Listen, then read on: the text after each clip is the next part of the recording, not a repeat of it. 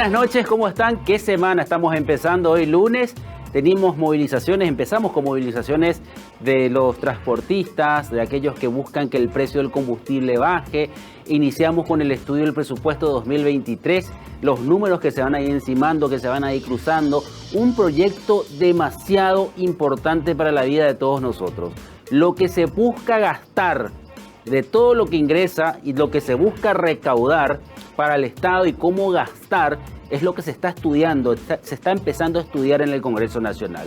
Así que creo que es, y sin dudas, es calificada como la ley más importante todos los años que tiene el Congreso, la Cámara de Diputados y la Cámara de Senadores que aprobar, analizar y pasar al Poder Ejecutivo. Hoy vamos a hablar con Lucas Aquino de eso, el senador del Partido Liberal, forma parte de la bicameral de presupuesto. Vamos a entender un poco qué es lo que pasa dentro de esa cantidad de hojas que van a representar el presupuesto y las cantidades de números que representa. También la cuestión de empleo es una cuestión delicada y sensible a cada paraguayo o paraguaya. Hay gente que todavía no está consiguiendo empleo, hay gente que está saliendo de su empleo, cómo mantener un empleo. Y esto que decía Santiago Peña, que nos parece así, nos asusta. Quiere crear 500.000 nuevos empleos en 5 años si llega a ser presidente de la República. Guillermo Sosa, candidato a senador, exministro de Trabajo, va a estar con nosotros también esta noche y vamos a hablar acerca de la campaña electoral en Central, cómo están los candidatos. Esteban Dávalos también nos visita en la noche de hoy. Pero rápidamente vamos a una pausa y ya volvemos con todo aquí en La Pizarra.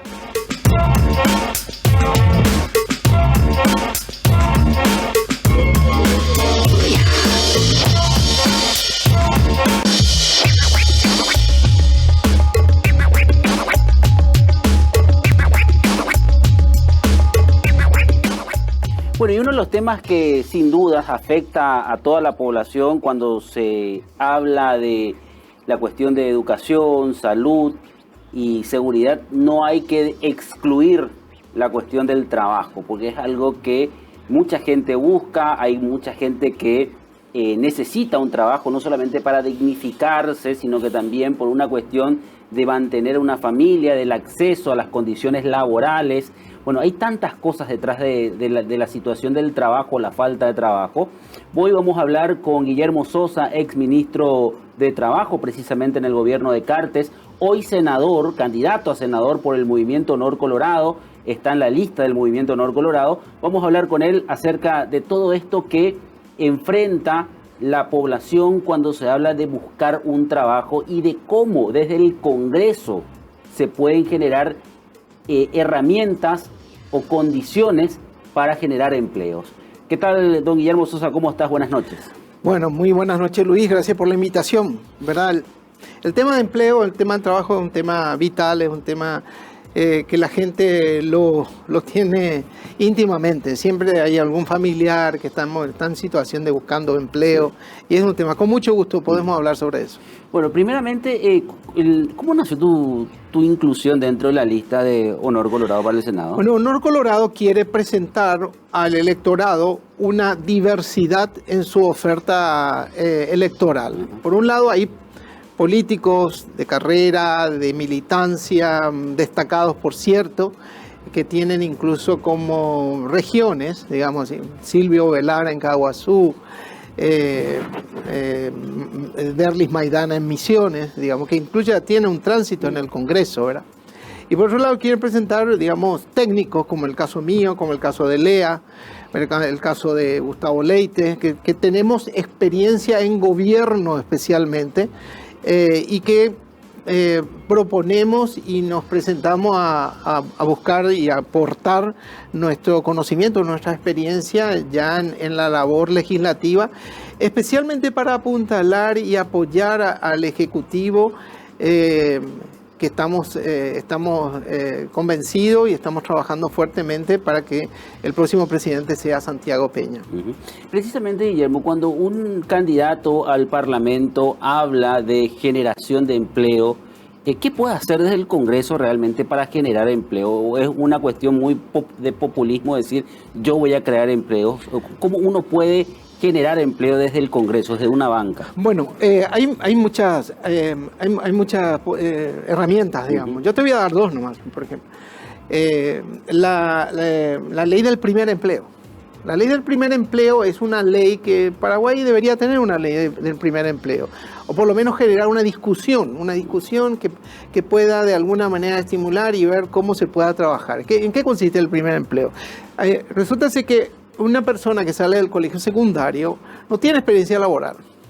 Entonces, darle la oportunidad para que esa persona ingrese, digamos, en el ámbito laboral, digamos, por ejemplo, que entre a trabajar en un taller mecánico, digamos. Entonces, entra en la figura del aprendiz maestro, ¿verdad? Entonces el que entra, el estudiante, tiene el rol del aprendiz, trabaja con un mecánico que ya tiene experiencia y ese mecánico le transmite experiencia en el trabajo, ¿verdad? Esa es una experiencia, digamos, de trabajo en el trabajo, que necesita una serie de ajustes dentro de la legislación laboral. Por ejemplo, una de las preguntas que deberíamos hacernos es que esa persona que está entrando como aprendiz dentro del ámbito laboral, ¿tiene o no que cotizar IPS, por ejemplo? O sea, la legislación en términos de seguridad social, que abarca las jubilaciones y la cobertura de salud, no contempla la figura de un aprendiz que todavía no tiene un contrato laboral, sino tiene un contrato de aprendizaje. Pero ya tiene un trabajo. Y ya tiene un trabajo, por ejemplo, le vamos a dar la oportunidad y es una herramienta formidable porque le sirve a la empresa y le sirve a la persona que está teniendo.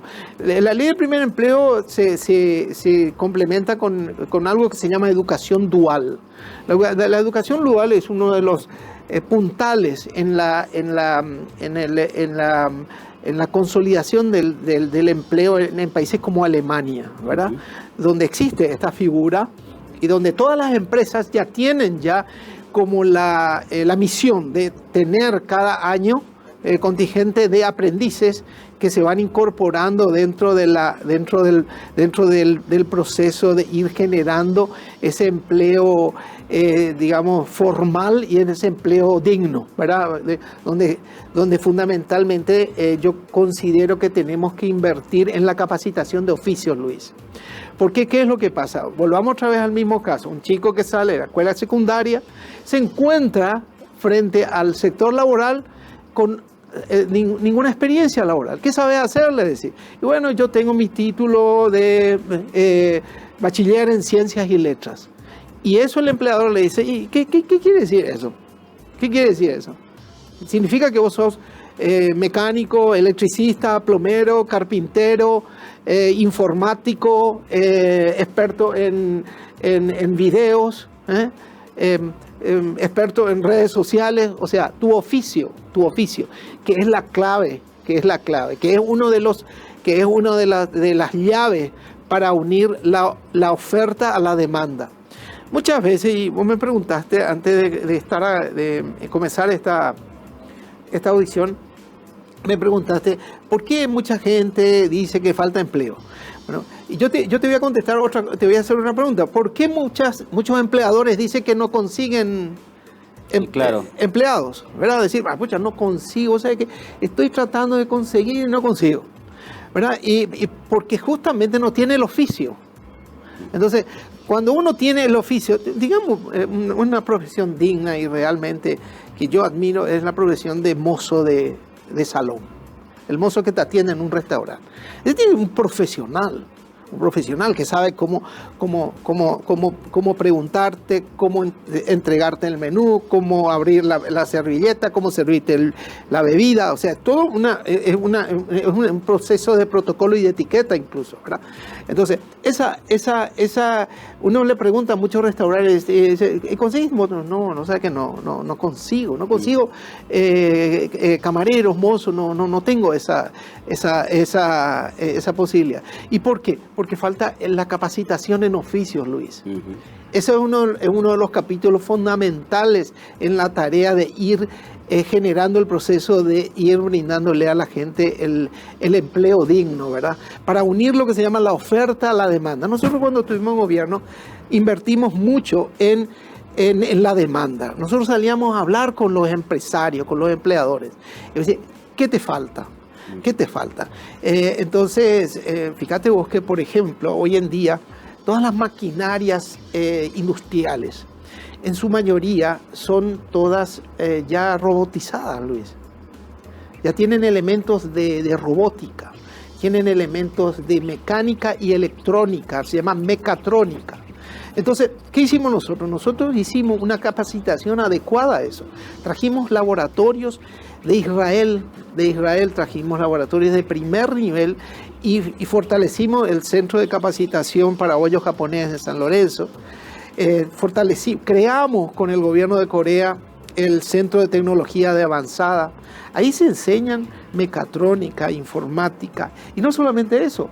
Por ejemplo, hemos creado toda una escuela de diseño de moda, de confecciones, ¿verdad? Porque la ropa, las confecciones generan mucho empleo, las costureras. Durante la pandemia, Luis, ocurrió una cosa muy interesante.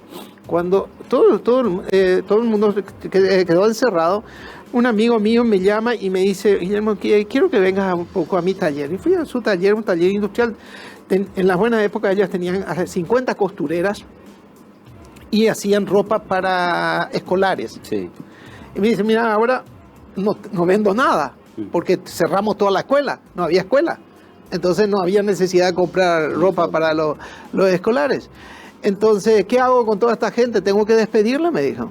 Le digo: no le vayas a despedir, le dije. Vamos a darle una oportunidad. Vamos a pedir que hagan tapabocas. Y este buen señor empezó a hacer tapabocas, Luis. Tapabocas de algodón. Y le salvó la vida a las costureras.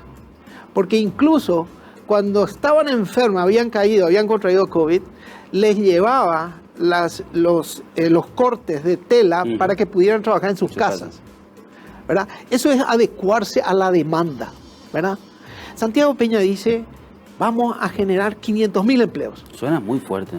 No. O sea, imposible a veces. Por supuesto que no es imposible, de ninguna manera. Te voy a dar un dato.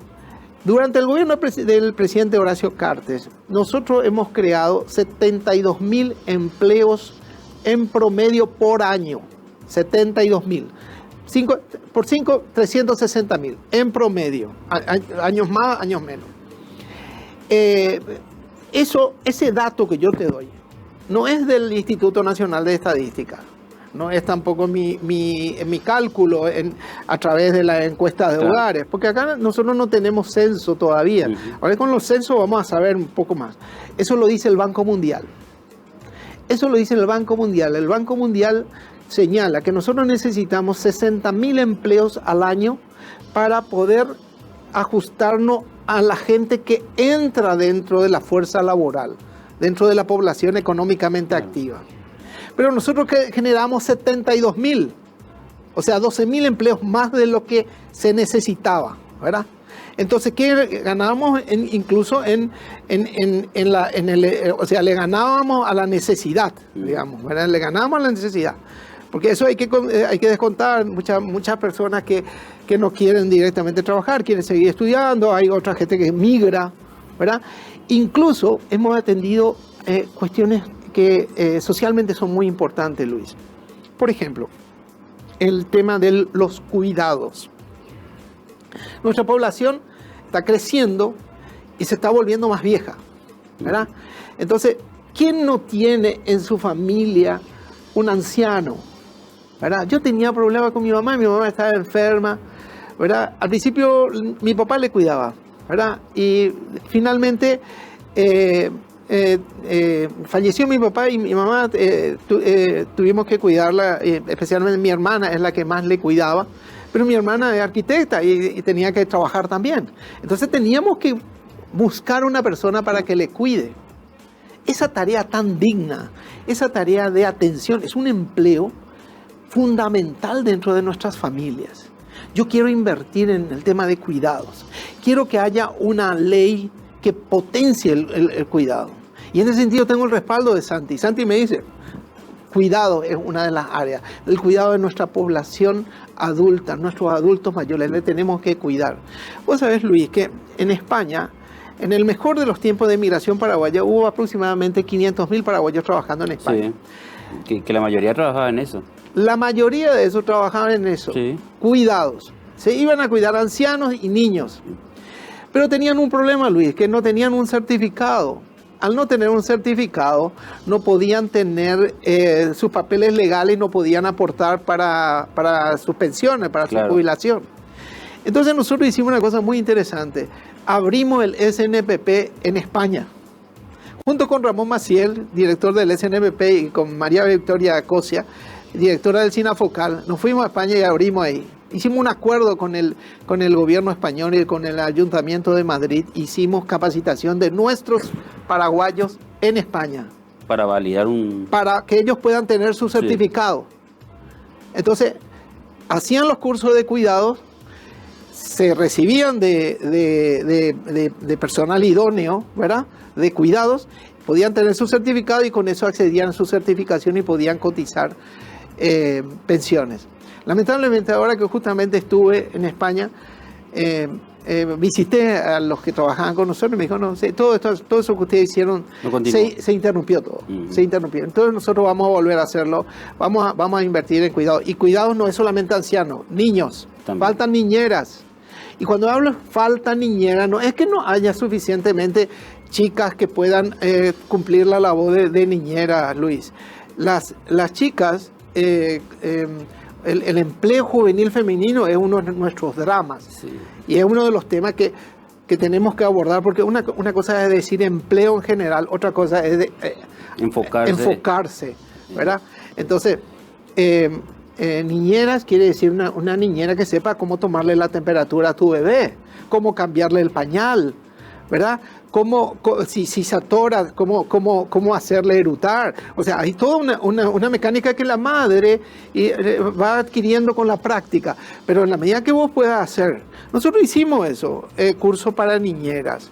Hicimos curso en Villa Elisa, en el centro de la mujer que abrimos, y que lamentablemente también se ha minimizado su labor con este gobierno, y nosotros le vamos a dar fuerza otra vez nuevamente a ese centro de la mujer que el presidente Cartes abrió en Villa Elisa. Y ahí teníamos nuestra cantera de niñeras. Todas las que salían ahí tenían trabajo, Luis. Impresionante, porque falta. Vos le escuchás a la madre, yo tengo la madre, y la madre dice, tengo que salir a trabajar, pero no consigo niñera, te dice. ¿Verdad? No consigo niñera. Entonces, tener eso. Y para eso, proceso de inversión. Nosotros vamos a potenciar el proceso de inversión. Creación de puestos de trabajo en base a trabajos de creación de empleos, ¿verdad? Gestión de gobierno eficiente en ese sentido, ¿verdad? Ferias de empleo, que fue un mecanismo que nosotros en el Ministerio de Trabajo pusimos en marcha justamente para unir esa oferta a la demanda, ¿verdad? Capacitación en oficio.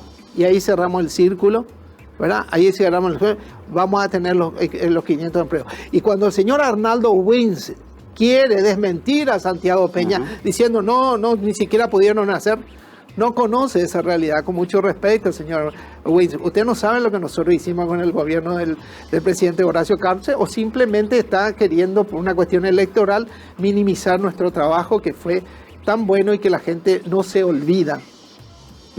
Ahora, por último, Guillermo, hablas de capacitación. O sea, ¿el ministerio tiene que capacitar o tiene que ser educación la encargada de educar para el trabajo también? Bueno, es una muy buena pregunta, Luis. Yo te agradezco mucho eso. Resulta ser que esta es una labor que es como un tiempo de guerra, ¿verdad? El Ministerio de Educación no da abasto con lo que significa la tarea de la educación integral, que es la educación primaria y la educación secundaria, ¿verdad?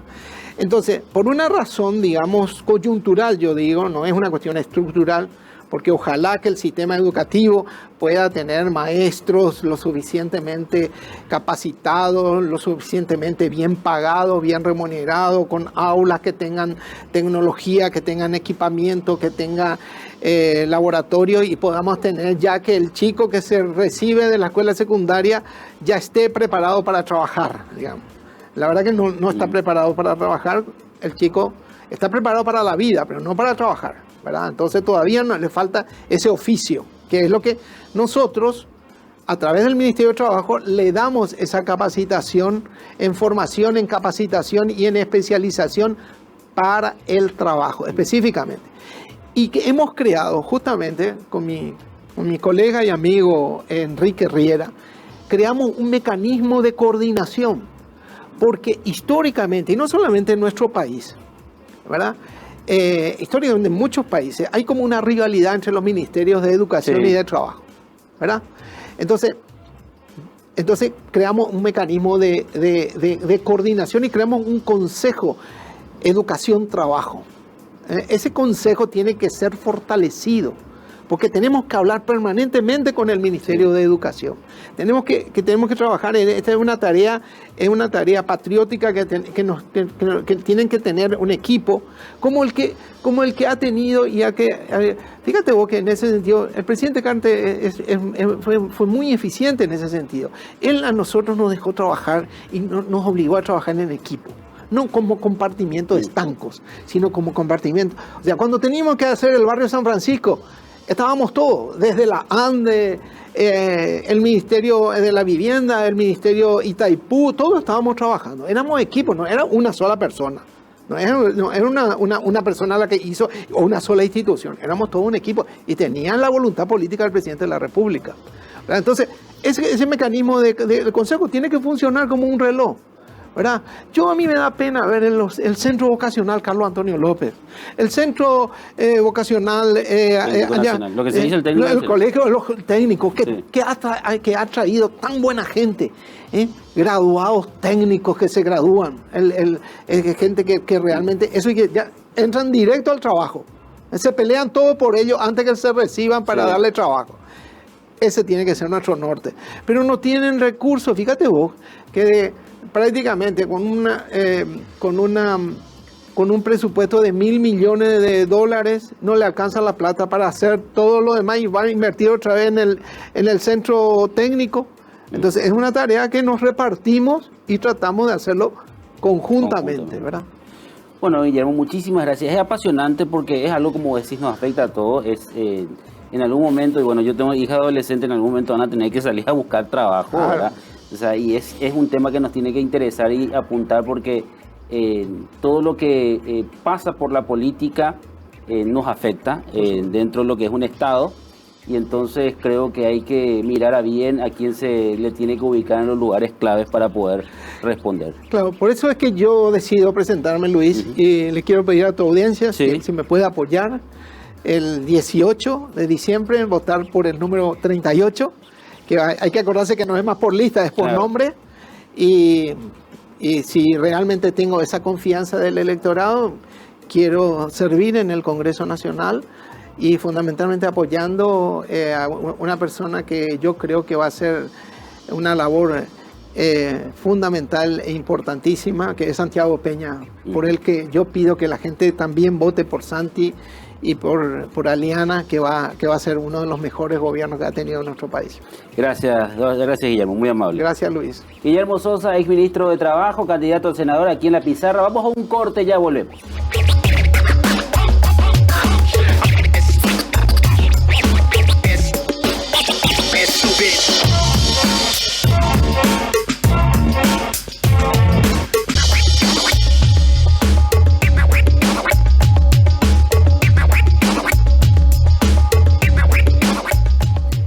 Vamos a entrarnos un poco a lo que es el Departamento Central. Sabemos que en las últimas cifras que dio la Justicia Electoral, el gran porcentaje del electorado está en el Departamento Central. 19 distritos donde cada distrito tiene sus realidades, pero siempre forma parte de un conjunto que es el Departamento Central. Las candidaturas en este departamento, diversas candidaturas con diversos perfiles, hay que llenar 20 bancas en el Departamento Central. Eso obliga a que todos los partidos y movimientos políticos puedan tener la posibilidad de presentar a sus candidatos con sus propuestas y de esa manera ir viendo cómo estos partidos y movimientos van conquistando las bancas en la Cámara de Diputados. Hoy vamos a hablar con Esteban Dávalos, candidato a diputado por el Departamento Central dentro de la lista del Movimiento Fuerza Republicana. Ya está con nosotros aquí en esta noche en La Pizarra. ¿Qué tal, Esteban? ¿Cómo estás? Buenas noches.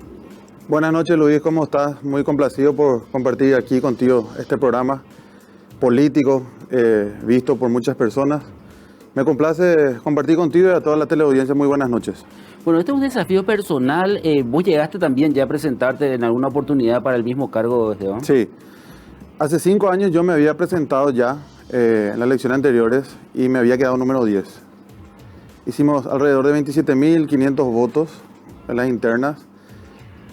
Cuando fui precandidato, pasé a ser candidato. La Junta de Gobierno me otorgó un certificado de candidato para las elecciones generales. Y bueno, con una ley nueva de listas desbloqueadas, preferencial nominal, hoy volvemos a lanzarnos a la arena política, como se dice, pero con la estructura de las elecciones anteriores. Gran cantidad de las personas de que acompañaron nuestra candidatura hoy está intacto, prácticamente en un 80%, por no ser tan elevado el porcentaje, pero 80% de las personas que nos acompañaron en las elecciones anteriores hoy están de vuelta con nosotros y sumando corazones, ¿verdad? Dentro de lo que es el Departamento Central, como bien lo dijiste, un departamento difícil, grande, 19 distritos.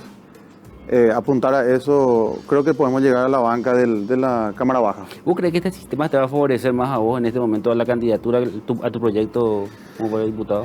Y mira, Luis, si nosotros nos ponemos a pensar lo que ocurrió en las municipales, que fue una pequeña escuela, en lo que es colegiatura, parecido a lo que es la Cámara Baja y Alta, son las juntas municipales. Y hubo renovación en la mayoría de los distritos, lo que es central. Entonces, si vamos a mirar eso y emulando esto en las nacionales, yo creo que tenemos una buena participación dentro de lo que es el concurso a la Cámara de Diputados. Y en ese contexto nosotros pensamos que vamos a estar dentro de la Cámara de Diputados porque nos favorece de alguna manera, ya que la gente puede elegir por sus candidatos. Como te comenté, yo me quedé número 10 en las elecciones anteriores y yo tenía que seguir pidiendo no por mi número 1. Hoy ya no tengo que pedir por mi número 1 ni en las internas ni en las generales. Entonces, de repente eso ayuda. Tenés que tener en cuenta que en las elecciones anteriores, creo que Hagamos metió 2 por el Departamento Central, sí. Encuentro Nacional metió 2 también por el Departamento Central. Y normalmente ya eso el electorado quiere hacer voto útil. Al querer hacer voto útil y le ve a su candidato número 10 y dice, no, este no va a entrar. Sin embargo, si nos organizábamos bien y teníamos esa fe y esa esperanza de que esos votos se tiraban hacia nuestro partido, estábamos entre 10 a 11, ¿verdad? Pero, como te digo, tenía que pedir por el número 1, eso me imposibilitaba mucho porque capaz dice, bueno, voy a votar por él, pero él no es mi candidato, por el número 1 hablo. Y finalmente trata de hacer voto útil y votan por otros partidos para dar una pequeña renovación de lo que es el Congreso en la Cámara Baja. Eso es lo que ocurrió, eso es lo que tenemos pensado que nos puede favorecer, ya que hoy sí van a poder votar en las generales por nosotros, en la lista. Y la otra cara de la moneda es que sí es muy costoso en todos los sentidos.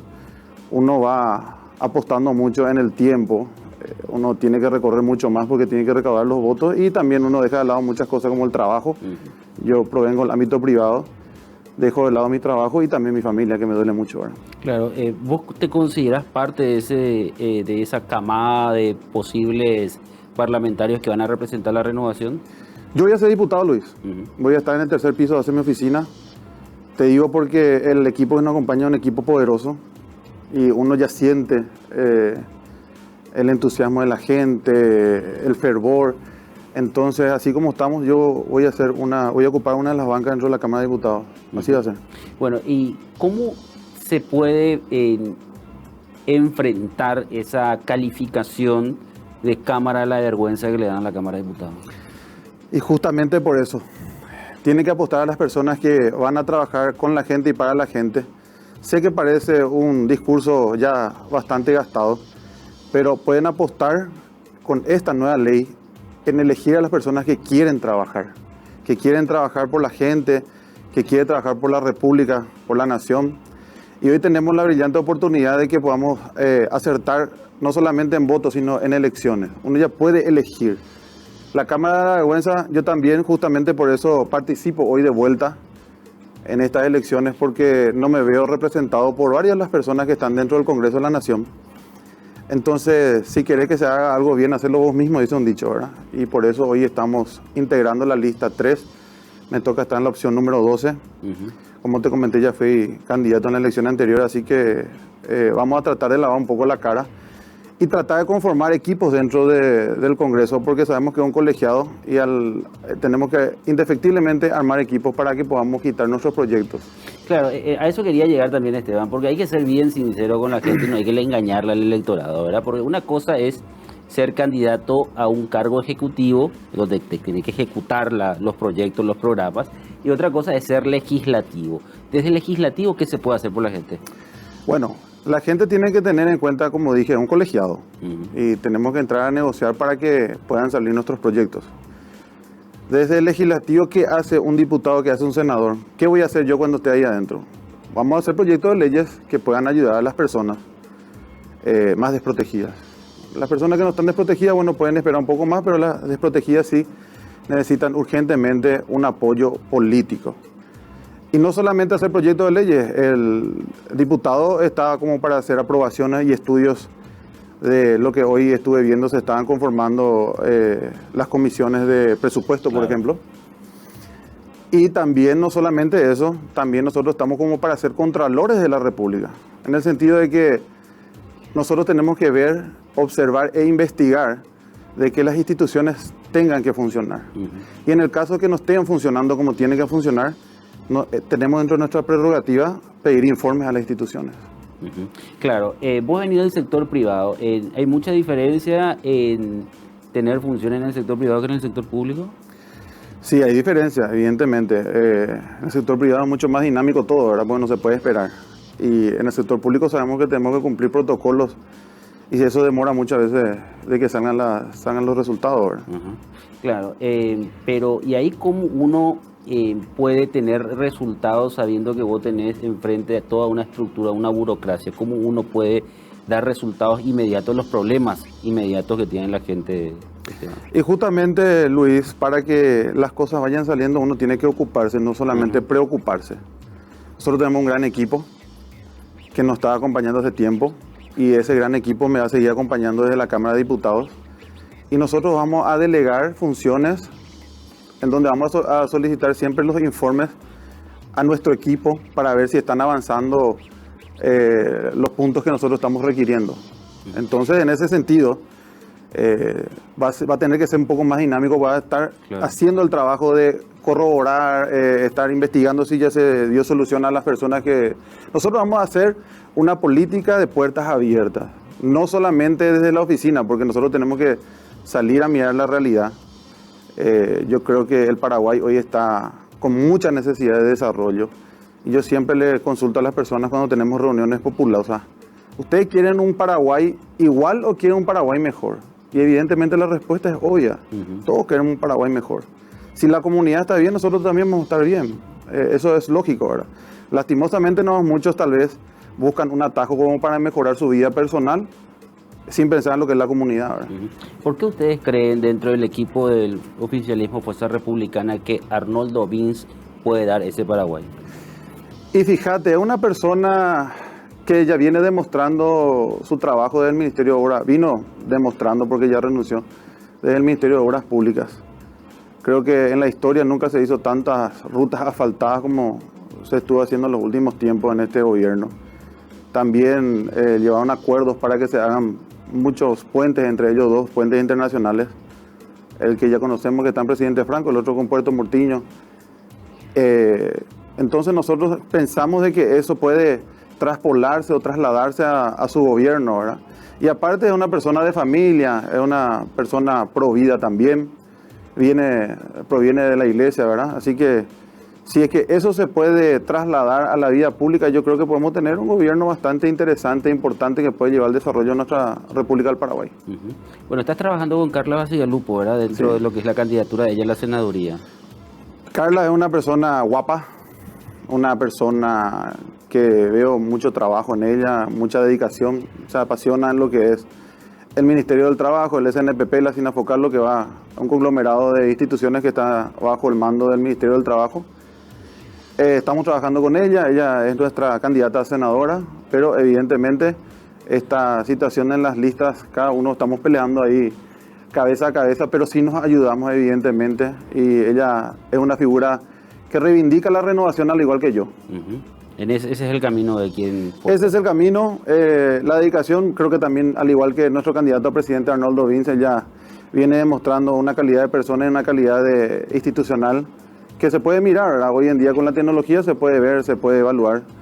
Y bueno, y de mi lado también, en el ámbito privado, yo soy una persona que no descanso para que podamos tener siempre un mejor servicio en todo el conglomerado de trabajo que tengo yo. Y la gente que ya me viene conociendo hace más de 5 años trabajando con mano a mano, cara a cara, podemos salir. Nosotros somos uno de los pocos candidatos que podemos salir a mostrar la cara. Esteban, muchísimas gracias por tu tiempo. Vamos a seguir hablando. Esto tiene su comienzo. Vamos a invitarte seguramente en un próximo debate con otros candidatos para conocer más tus ideas. Luis, para mí es un placer compartir contigo. Para mí es un placer compartir con la teleaudiencia. Y le pido ese voto de confianza para nuestra campaña. Yo estoy en la lista 3, opción número 12. Y también, aparte de eso, necesito la oportunidad. Esa oportunidad que cada paraguayo necesita para salir adelante, esa oportunidad necesito yo para representarte en la Cámara de Diputados. Lista 3, opción 12, Esteban Dávalos, diputado. Esteban Dávalos estuvo con nosotros aquí en La Pizarra. Vamos a un corte, ya volvemos en minutos.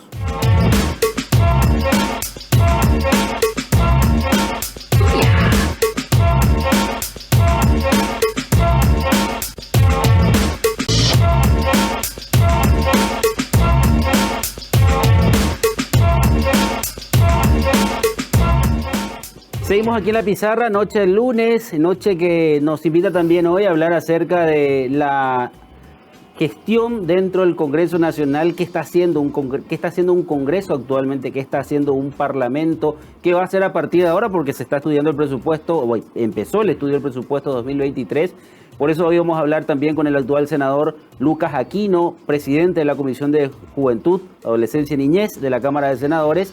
Bueno, y uno de los proyectistas, el proyectista, el que generó toda esta iniciativa para que las plazas que están cerca del Congreso, que rodean al Congreso, sean administradas por el Congreso Nacional, porque teníamos esa experiencia de una plaza dejada, una plaza abandonada, que es una plaza emblemática de la capital y del país en sí. Lucas, ¿qué tal? Buenas noches, ¿cómo estás? ¿Qué tal? ¿Cómo estás, Luis? Muchísimas gracias por la invitación. Bueno, Lucas Aquino ingresó cuando el senador Juan Bartolomé Ramírez renuncia al cargo de senador para postularse como miembro del Tribunal Superior de Justicia Electoral. Y desde esa vez, Lucas, como que entraste y entraste con todo, vamos a decirlo así, ¿verdad? Hablando mal y pronto. Y así mismo, bueno, en realidad tuve la experiencia de ser director de comisión, fui jefe de comisiones especiales, fui funcionario de 20 años dentro de la institución pública específica de la Cámara de Diputados. No me extraña redactar o presentar un proyecto de ley, pero por sobre todas las cosas, lo que me interesa hoy como senador es que los proyectos lleguen a ser promulgados. Porque yo digo, hablando mal y pronto, llenamos de proyectos de ley que favorecen solamente el populismo y al final la herramienta constitucional, la herramienta legislativa, bueno, es un problema en muchas situaciones. Claro, son algunos proyectos testimoniales, como se dicen, ¿verdad? Que no llegan a buen puerto. Sí, así mismo.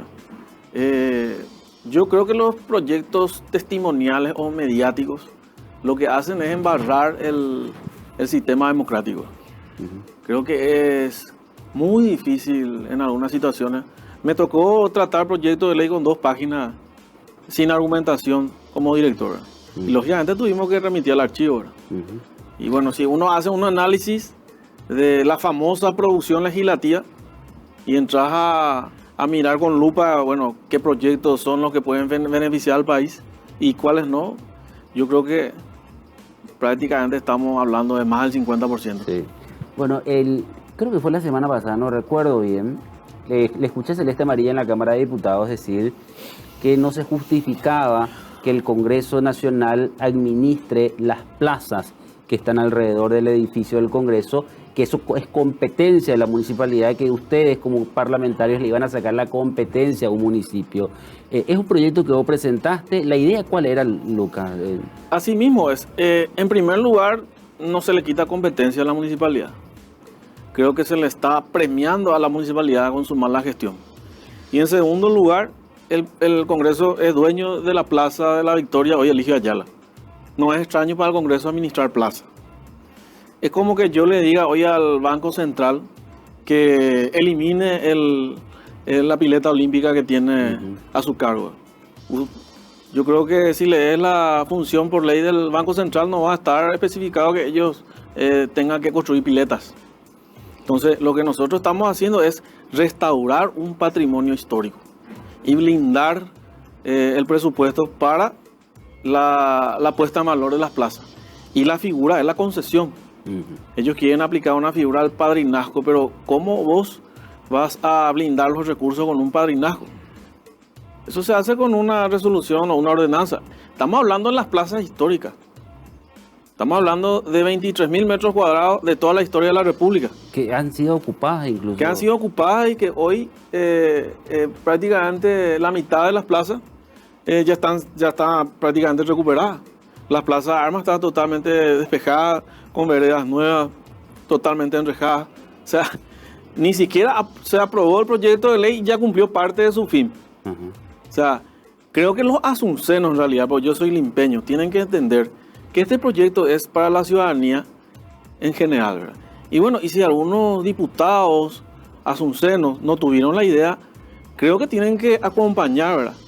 Creo que me parece que mi delito fue presentar el proyecto, ¿verdad? Bueno, ¿y cómo se trató o cómo se aceptó o se digirió esa posibilidad de que las plazas estén enrejadas en el Congreso? Fue espectacular. Esto fue un trabajo conjunto con el Ministerio de Obras Públicas, Ministerio de Interior, el Arzobispado, concejales municipales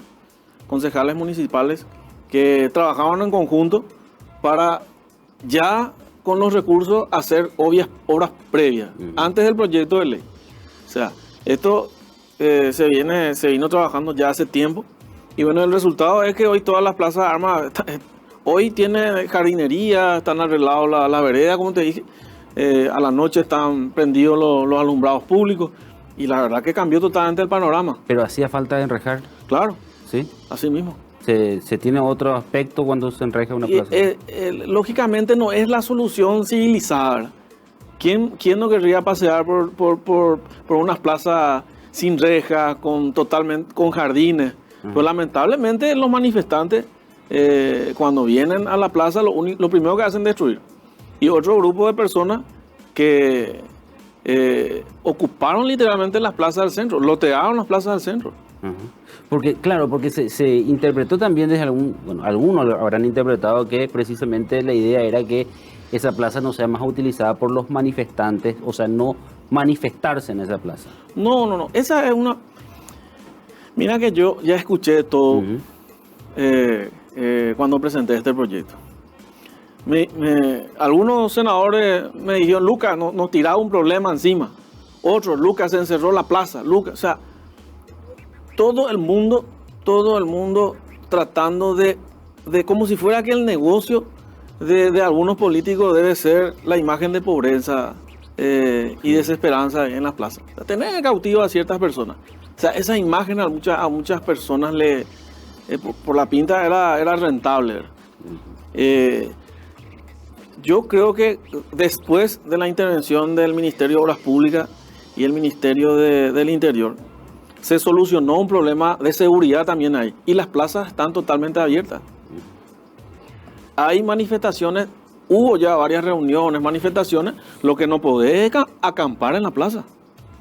O sea, eso es lo que se evita con este proyecto y lógicamente con las rejas, ¿verdad? Ya. Si la Cámara de Diputados rechaza, ustedes... Yo voy a pelear por la ratificación del texto, senadores, que cuenta con 4 comisiones que trabajaron en conjunto y dictaminaron en un mismo sentido, ¿verdad? Yo creo que vivimos un país en el Senado y otro país en la Cámara de Diputados. ¿Por qué se da eso, Lucas? Y yo no sé, che.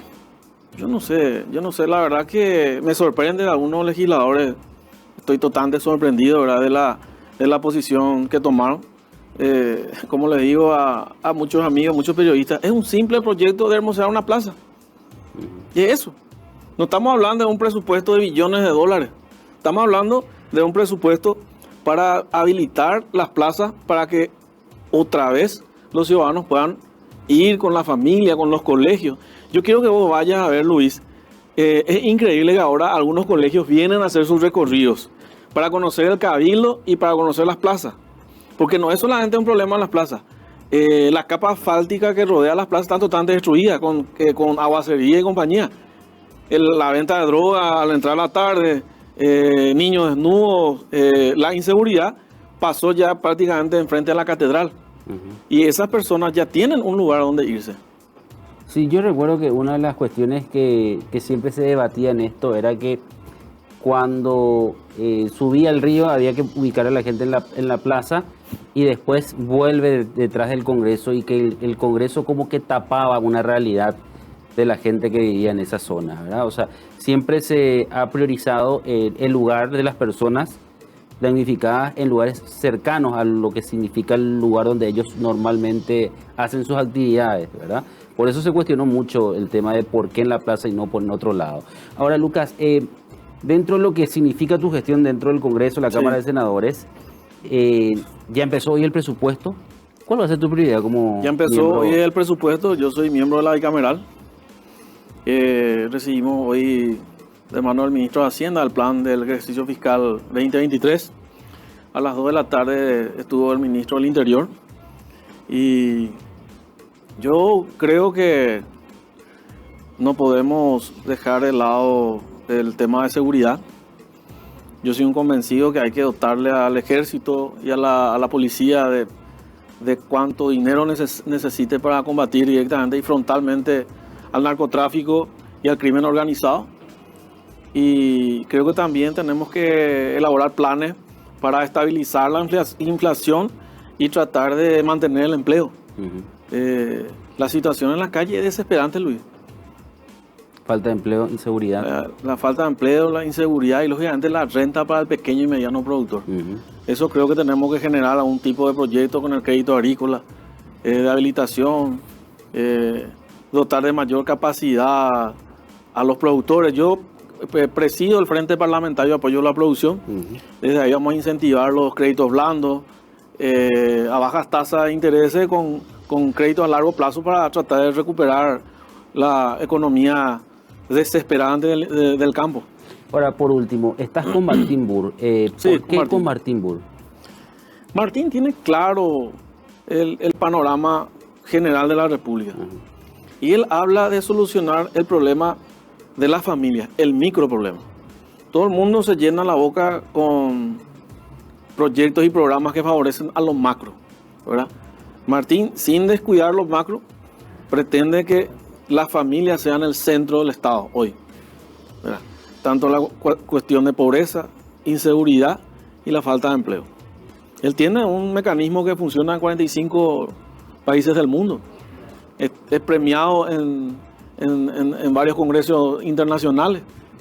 Y yo creo que él tiene la receta para quitar de la pobreza y del hambre a Paraguay.